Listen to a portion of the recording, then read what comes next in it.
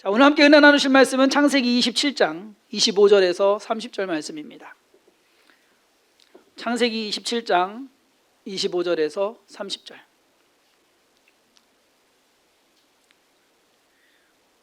제가 읽겠습니다.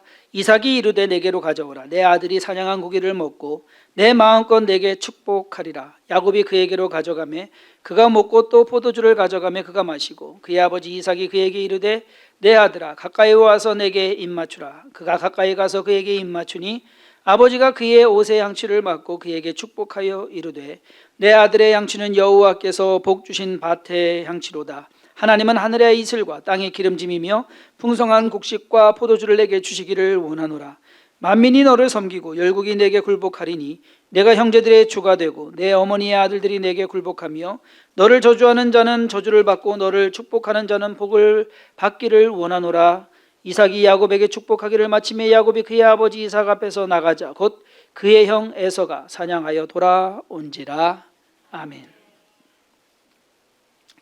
오늘은 아브라함이 100세에 얻은 이삭의 삶에 대해서 좀 알아보는 시간을 갖고자 합니다. 이삭은 많은 게 없어요. 그래서 1시간으로 오늘 끝납니다. 아버지 아브라함 그 인생 그리고 아들 야곱의 인생에 비해서 이 이삭은요 좀 평온한 삶을 살았다라고 볼 수가 있습니다. 인생을 살면서 죽을 고비를 넘기거나 또는 어려운 문제 때문에 힘들어하며 고심하며 고생한 그러한 기록이 거의 없습니다. 이삭의 인생을 두 단어로 표현한다라고 한다면 하나는 순종, 또 다른 하나는 축복일 것입니다. 저는 오늘 이삭의 축복이라는 제목으로 순종과 더불어서 순종도 좀 살펴보고요. 그리고 자녀를 축복하는 그 이삭의 모습 속에서 새로운 뭔가 믿음의 삶을 살펴보기를 원합니다. 먼저 이삭의 인생에 대해서 이제 대략적으로 나이에 따라서 좀 되짚어 보도록 하겠습니다. 이삭이 태어났을 때 아버지 아브라함은 100세, 어머니 사라는 90세. 부모가 둘 다 나이가 많았습니다. 그렇기 때문에 어린 시절, 이삭의 어린 시절이 어땠을까? 재미는 없었을 것 같아요. 엄마 아빠랑 재롱 떨면서 엄마 그 재롱 받아주면서 어디가 요즘 같으면 어디 놀러 다니고 하고 그런 거는 상상도 못 하고 그냥 참 재미없게 컸지 않았을까라는, 너무 나이가 많다 보니까 유치원에 가보면 그걸 알아요. 나이 많은 엄마 아빠하고 젊은 엄마 아빠하고 유치원에서 운동회를 하잖아요. 그러면은 확연히 달라요. 젊은 아빠들 날라다닙니다. 근데 이제 늦게 결혼해가지고서 이제 늦둥이도 아니죠. 이제 늦게 결혼해서 늦게 아이를 가진 아빠들은요, 하하거리면서 참 힘들어해요. 아브라함은 아마 이삭이 그랬을 거예요. 태어났는데 아버지는 할아버지 이상의 나이였으니까. 이삭의 이야기는 성경에 그렇게 많이 나오지 않습니다. 아브라함이 이삭을 번제로 드리는 장면에서 이제 처음 등장은 합니다. 그 장면에서는 이삭이 주도적으로 한 건 없어요. 그냥 같이 가서 그 제물이 됐다가 다시 온 것. 그래서 그 이야기는 아브라함의 이야기지, 그렇죠? 이삭의 삶의 이야기다라고 볼 수는 없을 겁니다. 이삭이 37살 되었을 때 어머니 사라가 죽습니다. 조금 일찍 죽은 겁니다. 그 나이대에 비해서 지난번에 말씀드렸죠. 200살, 150에서 200살이 평균 연령인데, 그러면은 37살에 이삭이 어머니가 돌아가셨다고 한다 그러면 요즘 식으로 치면은 한 중고등학생 때 정도? 그러자 어머니 사라가 죽자 아브라함은 아들 이삭을 결혼시킵니다. 창세기 24장 67절에 보면 이삭이 리브가를 인도하여 그의 어머니 사라의 장막으로 드리고 그를 맞이하여 아내로 삼고 사랑하였으니 이삭이 그의 어머니를 장례한 후에 위로를 얻었더라. 37살에 어머니가 죽고 40살에 결혼을 하게 됩니다. 신부는 아버지의 종이 가가지고서 데리고 온 여자입니다. 이름하여 리브가. 이삭과 촌수를 따지고 보면은 조카뻘이 됩니다. 이삭은 40살에 결혼을 해서 60이 될 때까지 자녀가 없었습니다. 20년 동안. 아브라함도 자식 얻기가 쉽지가 않았는데, 그렇죠? 75세에 가나안 땅에 와서 100세에 사실상 이삭을 낳았으니까 자녀 낳는 게 쉽지가 않았는데, 유전인지 20년 만에 자식을 낳는데 쌍둥이를 낳습니다. 에서와 야곱. 쌍둥이 아들들을 낳고 기르다가 이삭의 나이 75세 때 아버지 아브라함이 죽습니다. 아버지가 죽고 나서 이삭은 아버지로부터 유산을 많이 물려받고요, 평범하게 그리고 잘 그냥 살았습니다. 그러던 중에 사건이 터집니다. 오늘 28장의 내용, 27장의 내용입니다. 야곱이 자기의, 즉 이삭의, 어쩌면 에서의 축복을 가로챈 겁니다. 이때 이삭의 나이가 몇 살이었는지는 여러분 혹시 아십니까? 전에 창세기 퀴즈 문제 낼 때 제가 설명을 잠깐 드리기는 했었어요. 어림잡아 137세였을 거다라고 추정이 됩니다. 왜냐하면 야곱이 아버지 집을 떠났을 때의 나이가 거꾸로 가야 돼요. 창세기 뒤쪽부터 해가지고서 뚝쭉쭉쭉 조사를 해나갔을 때 역추적해서 보면 야곱이 77세 때 떠났다라고 볼 수가 있어요. 야곱이 77세면 여기에 아버지 이삭이 나이 몇 세에 야곱을 낳았다고요? 60세에 낳았다고요. 그러니까 77 더하기 60 하면 137이 되는 거예요.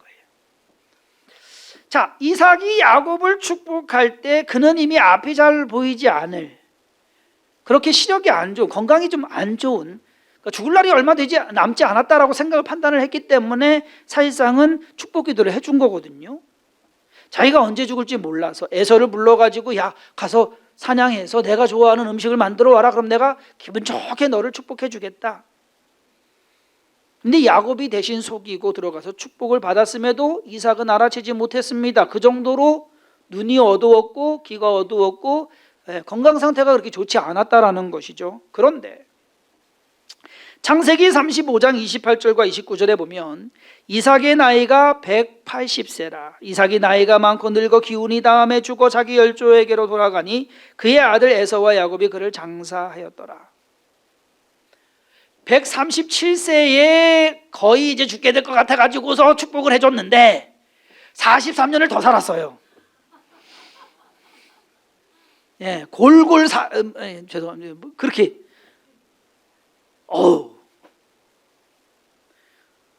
40년을 더 살아가지고 결국 아버지 아브라함보다 5년을 더 살고 죽습니다. 어떻게 보면 이삭은 재물의 복도 얻게 되고요, 장수의 복까지도 받은 사람이다 라고 볼 수 있습니다.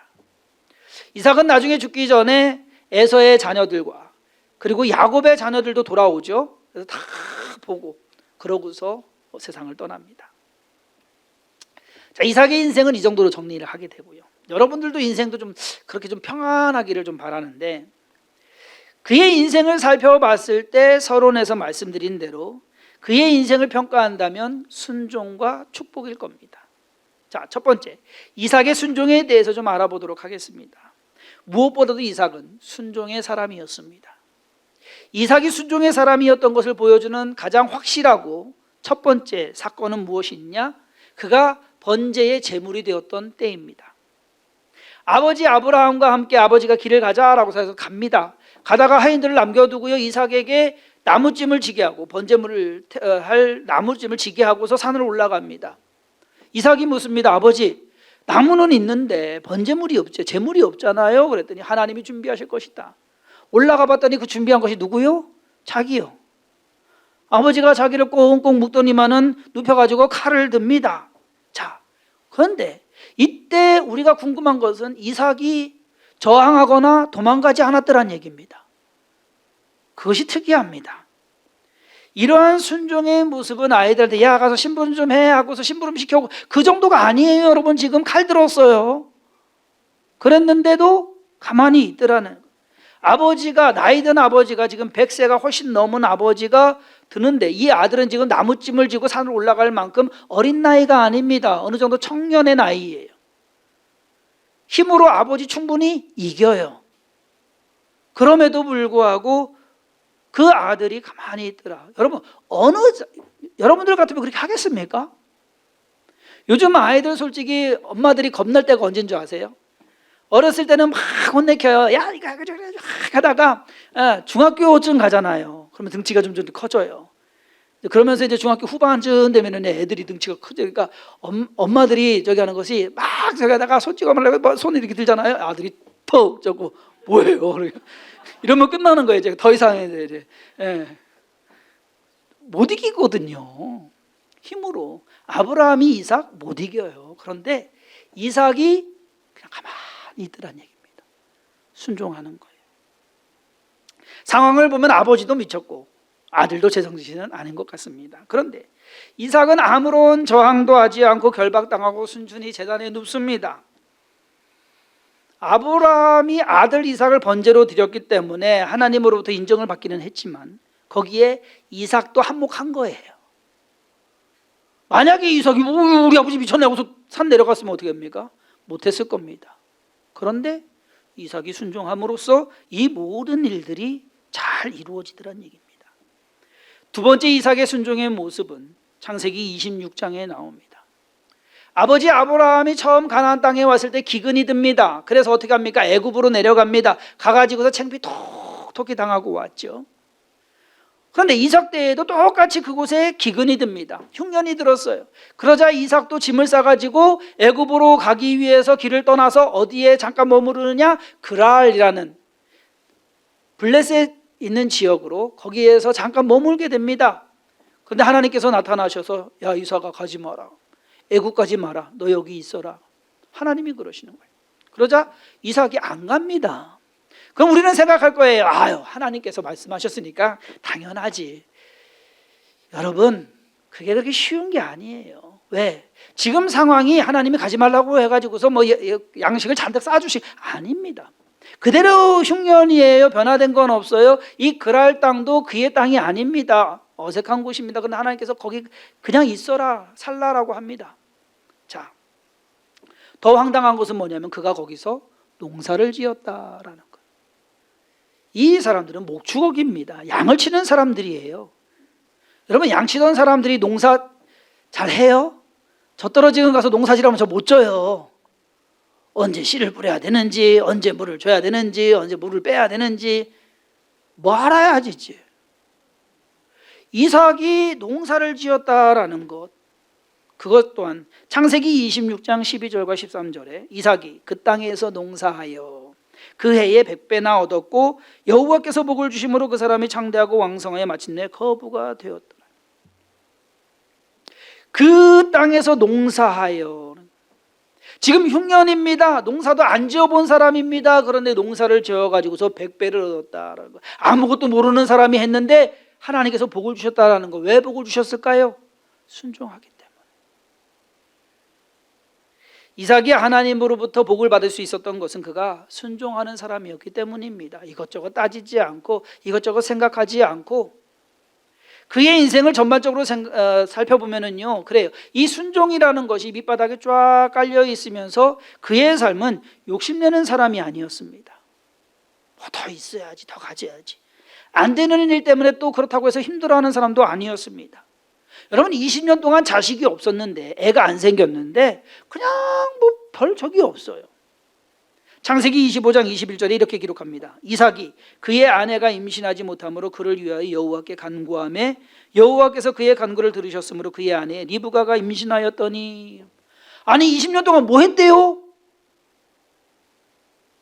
진작 좀 기도 좀 하지. 20년 동안 그냥 언젠가 주시겠지 하다가 그 기도한 거예요. 아 이때쯤이면 주셔야 되는데 하고. 급할 게 없어요. 이삭은 살아가면서 상황이나 환경이 주어지는 대로 그 맞춰서 살아가는 사람입니다. 우물을 팠어요? 그랬더니 그 주위에 있는 사람이 와가지고서 이거 우리 거야! 라고 우겨요. 가죠. 그러고서 또 가서 옆에 가서 또 파요. 그랬더니 또 그쪽에 있는 사람이 와가지고 우리 거야! 하고서 또 시비를 걸어요. 가죠. 하고 여기 가서 파고 저기 가서 파고 시비가 없을 때까지. 이 착한 마음, 그냥 단순히 착해서 아니에요. 그러니까 순종이라는 뭔가 하나님께 모든 거 맡기고 그냥 쭉 따라가는 그 속에서 복을 받은 것이다라는 겁니다. 그러면 저와 여러분들의 삶 속에서 우리는 순종 이야기를 해요. 근데 진짜 순종이 뭘까? 라는 것에 대해서 다시 한번 우리가 생각해 볼 필요가 있다라는 것입니다. 자, 이제 순종은 이제 뒤로 하고 오늘의 메인 주제인 이삭의 축복에 대해서 알아보도록 하겠습니다. 성경 전체를 통틀어서 아버지가 자녀를 축복하는 기도가 기록된 것은 그리 많지 않습니다. 노아가 홍수 이후에 창세기 9장에서 함을 저주하죠.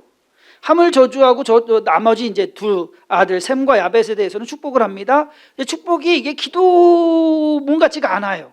그냥 그렇게 말했다라고 하는 그러한 것이지 하나님께 기도드렸다라고 하는 것으로 표현되지는 않습니다. 아브라함이 이삭을 축복한 기록은 없습니다. 그죠? 아브라함이 이삭 축복했다라는, 이삭과 같이 이렇게 장자를 없어요.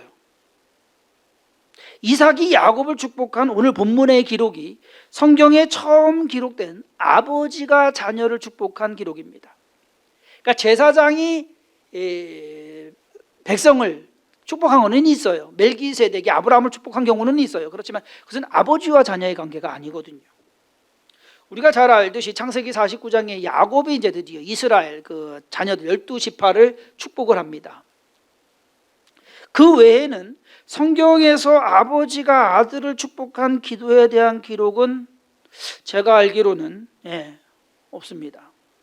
제사장으로 하여금 이스라엘 백성을 축복하라라고 하는 민수기 6장 22절에서 27절 내용이 있지만 이것은 제사장과 백성과의 관계입니다. 모세가 신명기 33장에서 이스라엘을 축복합니다. 12지파를 축복하는데 이것 또한 지도자와 그리고 그것을 따르는 사람들입니다. 결국 성경에서 아버지가 자녀를 축복한 기록은 이삭의 축복과 야곱의 축복, 또 굳이 하나 더 한다고 한다면 야곱이 나중에 요셉의 두 아들 에브라임과 므낫세를 엇갈려서 축복한 그 축복, 그 정도가 성경에 나오는 기록입니다. 더 있으면 좀 알려주세요. 자, 여기에서 우리가 야곱의 축복에 대한 몇 가지 특성을 좀 살펴보겠습니다. 첫 번째, 이삭의 축복의 가장 큰 특징은 아버지의 축복이다라는 겁니다. 누군가를 축복한다는 것은 그 사람이 자격이나 권한이 있어야 되는 겁니다. 그렇죠? 그런데 우리가 여러분 찬양하면서 축복합니다 이렇게 하잖아요. 이 차원이 아니에요. 일반적으로 축복을 하는 사람들은 제사장과 같은 영적인 지위가 있는 그러한 사람이 할 수 있습니다. 그런데 이삭은 제사장이 아니었습니다. 제사장이 아닌 사람이 축복을 했다는 것은 아버지와 자녀의 관계에서 아버지에게 영적 권위가 있다는 것을 나타냅니다. 따라서 이삭의 축복은 아버지로서 영적 권위를 가진 그 아버지가 자녀를 사랑하는 마음으로 축복하는 그 축복이었다는 것. 두 번째는 거기에 더해서 이삭의 축복은 족장의 축복입니다. 이삭은 아버지인 동시에 한 부족의 족장입니다. 즉 대표입니다. 따라서 이삭의 축복은 개인적인 그 범주를 넘어가지고 집단적인 또는 사회적인 그러한 의미를 가집니다. 너가 장자다. 말하자면 이 집안의, 이 가문의, 이 족의 대표다라는 것을 인정하는 것이 되는 겁니다. 그러므로 어쩌면 한 가정의 개인적인 그것보다는 오히려 좀 더 공식적인 그러한 부분도 있다라는 것을 우리가 알아야 됩니다. 세 번째로 이삭의 축복은 하나님을 믿는 믿음에서 비롯된 축복이다라는 겁니다.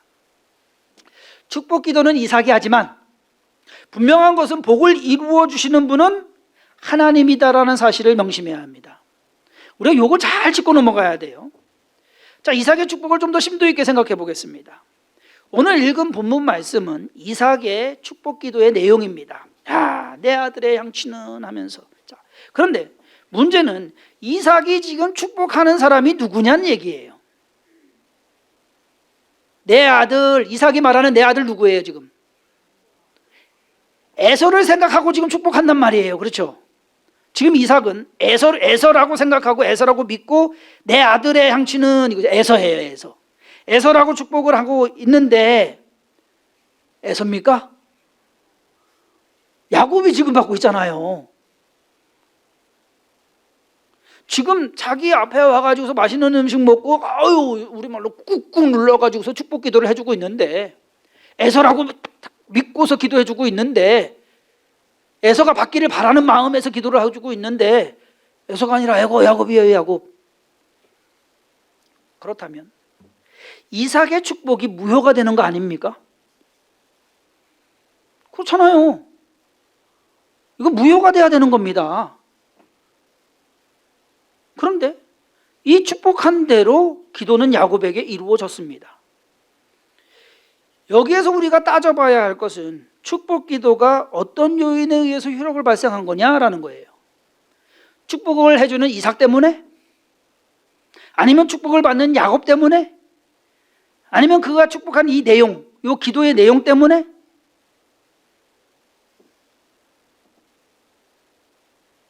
가끔 보면은요, 이것에 대해서 이제 오해 또는 잘못 이해해가지고서 많은 분들이 능력 있는 종님들을 찾아갑니다. 누가 신령하대, 누가 잘한대, 그분이 기도해주면 다 응답된대, 막 해서 그분한테 기도받으면 된대. 자기의 신앙 상태나 삶의 모습은 아무 믿음과는 아무 상관이 없이 그냥 가서 머리만 들이밀고 가서 꾹 눌러가지고 기도만 받으면 되는 줄 알고, 여러분 이거 조심해야 됩니다. 며칠 전에 다수의 수다라는 프로그램을 보면서 거기에 개신교 목사님, 그리고 천주교 신부님, 그리고 불교의 스님, 그리고 그 원불교의 교구인가요? 이렇게 해서 네 분이 나와서 얘기를 하더라고요. 그런데 거기 나오는 스님이, 그 스님 누나가 독실한 기독교 신자래요. 동생이 스님이 됐으니까 이 스님을 이제 기독교 신자로 교회 나오게 하려고 하루는 누나가 불렀대요. 야, 어디 횟집에서 보자. 스님 말이 그래요. 왜 먹지도 못하는 횟집으로 부르느냐고. 다음부터는 한식집으로 불러달라고. 그러던데 갔대요. 뭐 누나가 부르니까 갔대요. 그랬더니만 뚝 목사님이 계시더래. 그러면서 목사님한테 부탁을 하더래. 우리 동생 좀 예수 좀 믿게 머리에 손을 얹고 안수기 좀 해달라고. 스님 된 지 23년 됐는데 이제 막 들어가려고 뭐 고민하는 때도 아니고. 그러니까 목사님도 어쩔 수 없고 막 저기 하는데 스님이 그랬대. 하세요. 그래서 안수기도도 받았대. 여러분 안수기도 받으면 뭐 합니까? 아무 상관없는 거거든요. 근데 우리가 이 축복이라는 것을 잘 생각해야 됩니다, 여러분. 축복 기도와 효력은 기도해 주는 사람이나 기도 받는 사람이나 그 내용이나 이 모든 것이 다 맞아야 되는 거예요. 이삭의 축복을 만약에 에서가 받았다면, 여러분 그러면 이런 일 없이 에서가 이삭의 축복을 받았다고 한들, 그러면 에서가 장자의 축복을 받아서 그렇게 살았을까요? 아닐 겁니다. 야곱은 반대로 아버지를 속이고서 지금 축복을 받았습니다. 잘한 것 아닙니다. 우리는 우리 교회에서 이렇게 배워왔어요. 아, 이삭이 참 잘했다. 아버지 속이고 그 장자의 축복을 받았어. 거룩한 욕심이 있어가지고. 여러분 욕심이면 욕심이지 거룩한 욕심이 어디 있습니까? 잘 생각하셔야 돼요. 그러다 보니까 뭐 술을 써더라도 뭐 편법을 하고 잘못을 하더라도 내가 잘 되면 된다라고 생각하는 그 생각이 은근히 깔려 있어요. 야곱이 이렇게 한 것 때문에. 이거 조심해야 됩니다. 이런 것 때문에 개신교가, 교회가 욕먹고 성도들이, 교회 다니는 사람들이 욕먹고 되기만 하면 되니까. 아니요, 여러분. 야곱이 이삭, 아버지 이삭을 속여서 축복 기도를 받았기 때문에 하나님이 그 야곱을 축복해 주신 겁니까? 아니에요. 야곱이 그렇게 살았어요, 믿음으로. 그것이 중요한 거예요. 이삭의 축복은 이삭에게도 그리고 야곱이나 에서에게도 그 축복을 이룰 수 있는 권한이나 능력이 없다라는 것을 우리는 명심해야 됩니다. 그 권한이나 능력은 하나님께만이 있는 것입니다. 사람이 누가 어느 사람이 뭐 능력이 많아가지고서 축복 기도하고 이루어졌다. 여러분 그거는 사람이 하나님이 돼버리는 거예요. 조심해야 됩니다. 축복 기도가 마치 마술사가 주문을 외우는 것처럼 무슨 효험을 가져오는 것으로 생각하시면 큰 오해고 실수입니다. 서로가 정성이 있어야 되고 겸손해야 되고 믿음이 있어야 되는 것, 그것이 더 중요하다는 것을 우리는 알아야 됩니다. 이삭의 축복에서 한 가지 더 짚고 넘어가야 할 것은 야곱이 아버지 이삭을 속이고 축복 기도를 받고 난 후에 에서가 들어옵니다. 그러자 이삭이 놀랍니다. 와, 야, 좀 전에 기도받은 너 아니냐? 그러자 에서가 뭐라고 합니까? 아버지, 나도 축복해 주세요. 그랬더니 이삭이 안 된다, 못한다. 한 번으로 끝이다. 그러면서 기도는 해주는데 이것이 완전 축복이 아니라 저주입니다.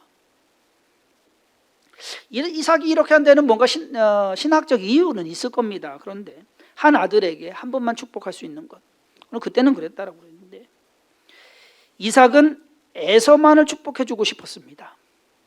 사실상 원래는. 그래서 몰래 에서에게만 얘기해 가지고서 사냥해 갖고 와서 기도받아라.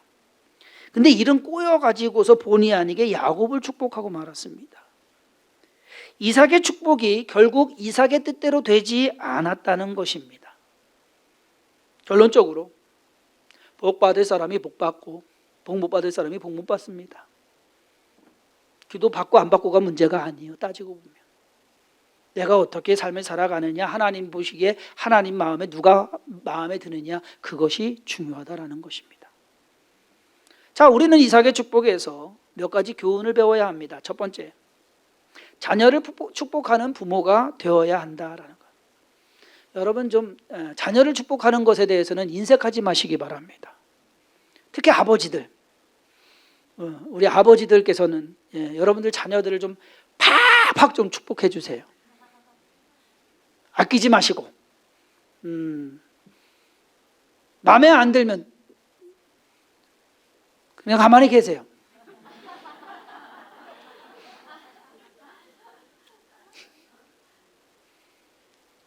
부모로서의 뭔가 영향력이 있습니다. 영적 권위가 있습니다. 저는 늘 그렇게 생각합니다.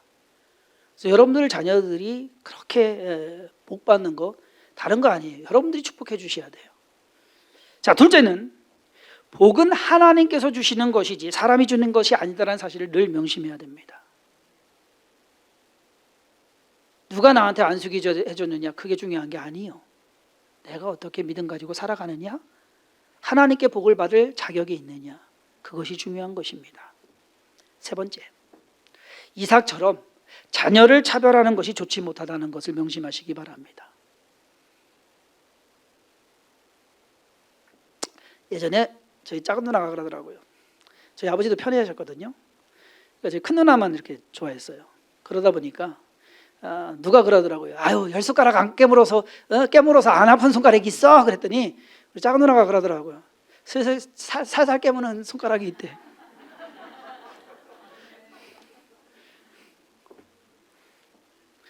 차별하지 마시기 바랍니다. 편애하지 마시기 바랍니다.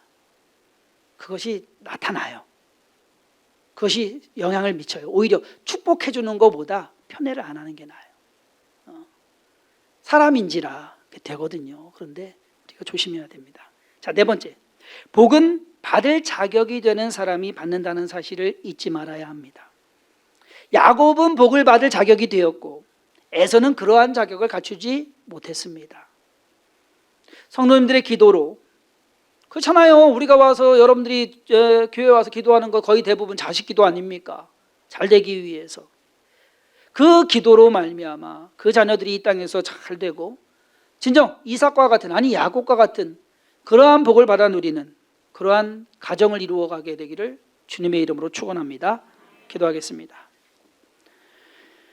하나님께서 우리의 모든 삶을 주관하시고 하나님께서 복을 주시며 하나님께서 은혜를 더하십니다. 하나님, 우리가 잘나서도 아니고 우리가 잘해서도 아닙니다. 그러나 우리가 잘해야 되고 또 우리가 열심으로 살아가야 됩니다. 믿음 지켜나가며 하나님을 기쁘시게 하며 누구의 마음보다도 하나님 마음에 합한 자가 되어서 하나님과 동행하며 살아가는 삶을 살게 하여 주옵소서. 하나님, 이삭의 축복으로 말미암아 야곱이 복을 받은 것 맞습니다. 그러나 야곱 또한 그러한 하나님을 의지하며 하나님과 동행하는 삶을 살았기 때문입니다. 그러므로 우리 또한, 우리의 자녀들 또한 믿음으로 하나님 잘 섬겨나가고 또 그 믿음 안에서 성장해가는 그러한 가정을 이루어가게 하시고 그 가정들이 모여서 주성인교회 공동체를 이루어가게 하여 주옵소서.